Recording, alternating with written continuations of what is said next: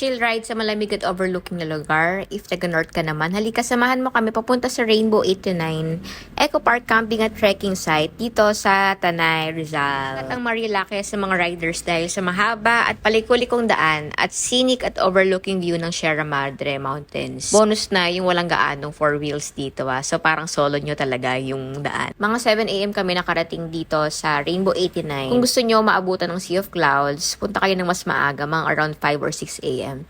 Ang lamig dito, anak ko, magdala kayo ng jacket. So pagdating namin dito ay may guard na magsusulat kung ilan kayo at ilan ang sasakyan na dala nyo. Akala namin yung entrance ay doon na agad papasok, pero sasabak ka na pala agad sa trekking. Naku, not advisable itong lugar na to sa mga elderly at mahina ang tuhod. Pwede magdala ng pets, pero pag day tour lang. Wala palang wifi signal dito at malayo din ang ATM, so magdala kayo ng cash. So ito pag-akyat namin, may parang canteen, tapos dito na rin kami nag-register at nag-breakfast. 100 pesos ang entrance per person pag day tour at pag overnight naman ay 250 per pax.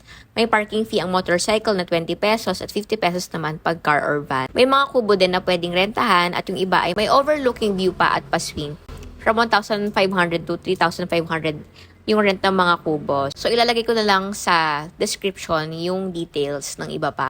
May canteen sila pero mga silog meals lang at meron ding bilihan ng milk tea at coffee.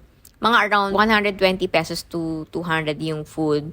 Wala naman silang corkage fee dito, so magdala na lang kayo ng pagkain at ng lutuan. Ang taas dito so hinay-hinay lang sa pag-akyat. Sa pinakataas ay mayroong malaking grotto ni Mama Mary at Papa Jesus. Pag-akyat nyo sa viewing deck, ay makikita nyo ang 360-degree view ng Cordillera Mountains. Sayang nga at di namin naabutan nga ang Sea of Clouds. Umupo na lang kami sa mga kubo doon at grabe, alas 12 na ng hapon ay sobrang lamig pa din. Sobrang nakaka-relax at makakatulog ka din dito. Pwede rin kayo mag-spider web for 50 pesos per person na meron na ding magpipicture sa inyo. Sobrang relaxing dito at kung naghahanap talaga kayo ng camping site, ay marirecommend ko talaga itong Rainbow 89.